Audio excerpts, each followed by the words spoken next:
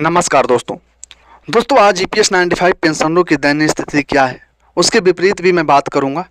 आज मैं आपके सामने एक बहुत बड़ा सवाल लेकर खड़ा हूं। आखिर क्या हमारे देश में सरकारी कर्मचारियों को तो भर भर के पेंशन भत्ते सुविधाएं दी जाती हैं, लेकिन ईपीएस 95 पेंशनधारकों को आज भी 1000 रुपये से कम की पेंशन जीने पर मजबूर किया जा रहा है। क्या यह उनका जीवन, उनकी मेहनत, उनका योगदान कम था, या फिर वे इसलिए उपेक्षित हैं क्योंकि वे सरकारी नहीं हैं बल्कि निजी क्षेत्र में काम करने वाले आम लोग थे। सरकारी कर्मचारियों को रिटायरमेंट के बाद लाखों रुपए की pension, gratuity pension, DA, medical सुविधा, हर साल पेंशन में बढ़ोतरी और तमाम तरह के भत्ते मिलते हैं। वहीं ईपीएस 95 पेंशनरों जिन्होंने 30 से 40 साल देश की सेवा की, उन्हें मात्र 1000 रुपये से 1200 रुपये की पेंशन दी जाती है। कई तो ऐसे हैं जिनको 300, 700, 900 रुपये तक की भी पेंशन दी जा रही है। महंगाई आसमान छू रही है। दवाया, किराया, बिजली, रोजमर्रा का खर्च लगातार बढ़ रहा है, लेकिन ईपीएस 95 पेंशनर 2014 से कोई बढ़ोतरी नहीं देखी गई। जब सरकारी कर्मचारियों की बात आती है तो सरकार बजट का हवाला नहीं देती, लेकिन ईपीएस 95 पेंशनरों के लिए हमेशा वित्तीय बोझ का बहाना बना दिया जाता है। संसद की अस्थायी समिति ने खुद माना है कि 2014 से 2024 में जीवन यापन की लागत कई गुना बढ़ गई है, लेकिन ईपीएस 95 पेंशन जस की तस बनी हुई है। ईपीएस 95 पेंशनरों का ट्रेड यूनियन की सालों साल से मांग है कि न्यूनतम पेंशन 7500 और डीए कर दिया जाए, लेकिन सरकार सिर्फ आश्वासन देती है।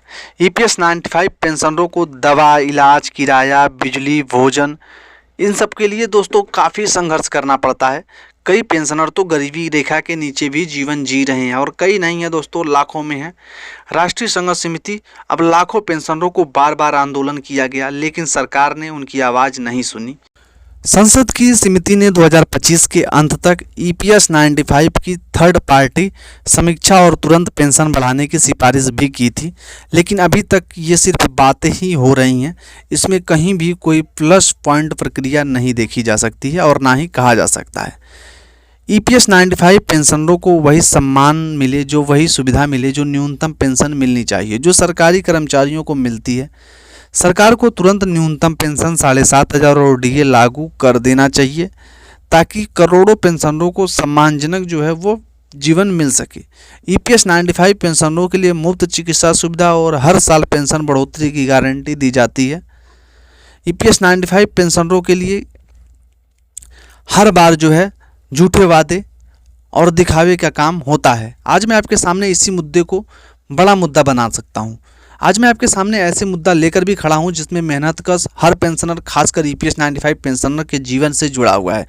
बिहार में आप देखोगे कि चुनाव आते ही सरकार पेंशन की बढ़ोतरी का ऐलान कर देती है, लेकिन वहीं पे हमारे ईपीएस 95 पेंशनर जो हमारे भाई हैं, जो दिन रात मेहनत कर रहे हैं और सरकार से भीख मांग रहे हैं कि कभी तो हमारा काम हो, सत्ता में बैठे लोगों से अपना काम निकले, लेकिन कहीं से भी सत्ताधारी लोग इस पक्ष में बात नहीं कर रहे हैं कि ईपीएस 95 पेंशनर उसमें शामिल हों और उनका जो है प्लस पॉइंट दिखे। कहीं हर जगह सिर्फ उन्हें अवहेलना जो है देखने को मिल रही है। हर जगह जो है उनकी आलोचना की जा रही है। ईपीएस 95 पेंशनरों की ज़िंदगी आए दिन जो है दिन से भी बदतर होती जा रही है। लोग न्याय के लिए तरस रहे हैं कि कब जो है सरकार उनके जो है मांगों के ऊपर ध्यान दे। सरकार की असलियत यही है कि चुनाव आते ही वह गरीब, मजदूर, बुजुर्ग, पेंशनर सब याद आ जाते हैं। महिलाएं, बच्चे सभी उनको तब पेंशन के समय ही याद आते हैं। लेकिन आप देखोगे चुनाव जीतने के बाद जो है यही सरकारें सब कुछ भूल जाती हैं। जैसे आप देखोगे ईपीएस 95 पेंशनरों की हालत इतनी ख़राब क्यों है?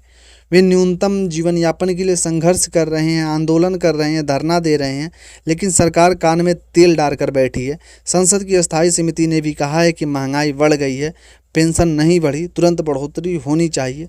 फिर भी सरकारें सिर्फ वादा करती हैं, आश्वासन देती हैं, चुनावी भाषण घोषणाएं ये कुछ जो है बनी हुई है।